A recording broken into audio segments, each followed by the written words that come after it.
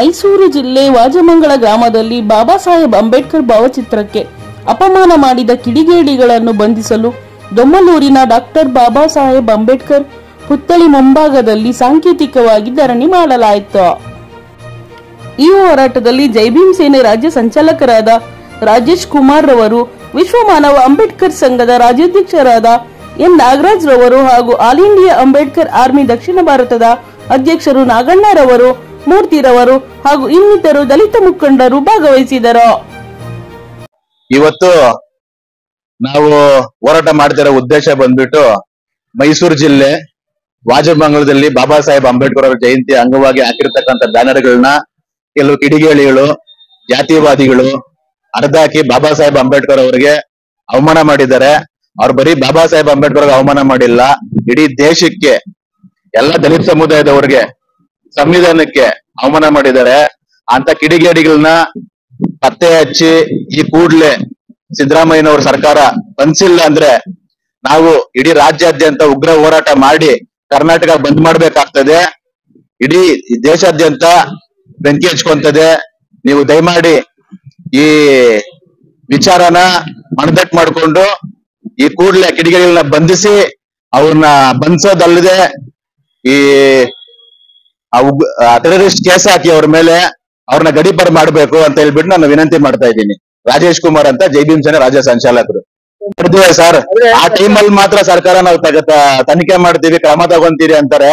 ಈ ಮುಂದೆ ಯಾವ ರೀತಿಯಲ್ಲೂ ಈ ತರ ಘಟನೆಗಳು ನಡೀಬಾರ್ದು. ಆ ರೀತಿಯಲ್ಲಿ ಅವರು ಕ್ರಮ ತಗೊಂಡ್ರೆ ನಾವು ಸರ್ಕಾರಕ್ಕೆ ಇದ್ ಮಾಡ್ತೀವಿ ಸರ್. ಇಲ್ಲ ಅಂದ್ರೆ ಮುಂದಿನ ದಿನದಲ್ಲಿ ದೊಡ್ಡ ಮಟ್ಟದಲ್ಲಿ ಹೋರಾಟ ಮಾಡಬೇಕಾಗ್ತದೆ. ಅದಕ್ಕೆ ನಾವು ಜವಾಬ್ದಾರಿ ಅಲ್ಲ, ಇಡೀ ದಲಿತ ಸಮುದಾಯ ಎಚ್ಚೆತ್ಕೊಳ್ಬೇಕಾಗ್ತದೆ.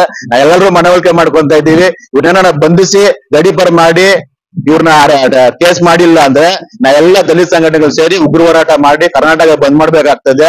ಮಾನ್ಯ ಪ್ರಿಯಾಂಕ ಖರ್ಗೆ ಅವರು, ಮತ್ತೆ ಎಚ್ ಸಿ ಮಹದೇವಪ್ಪ ಅವರು, ಮತ್ತೆ ಸಿದ್ದರಾಮಯ್ಯನವರು, ಪರಮೇಶ್ವರ್ ಅವರು, ನೀವೆಲ್ಲ ಸೇರಿ ಇದಕ್ಕೆ ಒಂದು ಮೈಸೂರು ಜಿಲ್ಲೆಯಲ್ಲಿ ಬಾಬಾ ಸಾಹೇಬ್ ಅಂಬೇಡ್ಕರ್ ಭಾವಚಿತ್ರಕ್ಕೆ ಅವಮಾನ ಮಾಡಿದ್ದಾರೆ. ಕೆಸರನ್ನು ಹಾಕಿ ಆ ಕಿಡಿಗೇಡಿಗಳನ್ನ ಬಂಧಿಸಿ ಅವ್ರನ್ನ ಕೇಸ್ ಹಾಕಿ ಅವ್ರಿಗೆ ಹೊರಡೆ ಕಳಿಸ್ಬೇಕಂತ ಕೇಳ್ಕೊಳ್ತಾ ಇದೀನಿ. ಈ ಒಂದು ಘಟನೆ ನಡೆದಿರೋದು ಮಾನ್ಯ ಮುಖ್ಯಮಂತ್ರಿ ಸಿದ್ದರಾಮಯ್ಯ ಅವರು ಊರಲ್ಲಿ.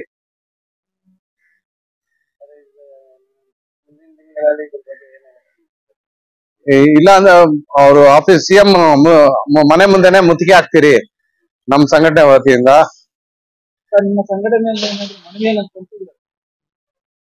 ಸಲ್ಲಿಸಿದ್ರಿ ಸರ್. ಈ ವಿಚಾರವಾಗಿ ಏನಾದ್ರು ನಾಳೆ ಹೋಗಿ ಸಲ್ಲಿಸಿರಿ ಸರ್. ಸಲ್ಲಿಸಿ. ನಮ್ಮ ಹೆಸರು ಎಂ ನಾಗರಾಜು, ವಿಶ್ವಮಾನವ ಅಂಬೇಡ್ಕರ್ ಸೇನೆ ರಾಜ್ಯಾಧ್ಯಕ್ಷ.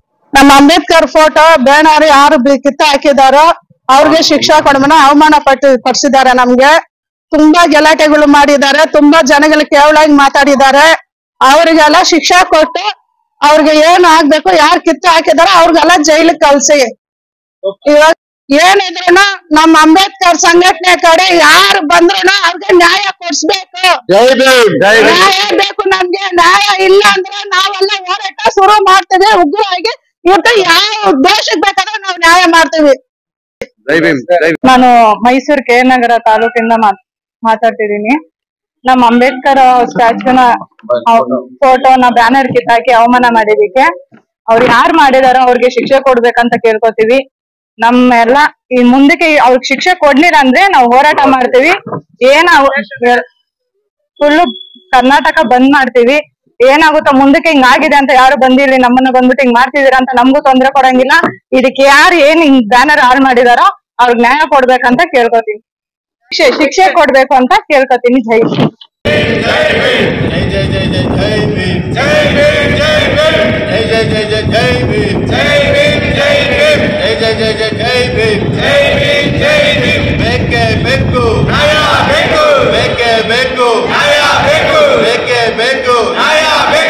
ಬಾಬಾ ಸಾಹೇಬ್ ಅಂಬೇಡ್ಕರ್ ಅವರ ಭಾವಚಿತ್ರಕ್ಕೆ ಅವಮಾನ ಮಾಡಿದ ಕಿಡಿಗೇಡಿಗಳನ್ನು ಬಂಧಿಸಿ.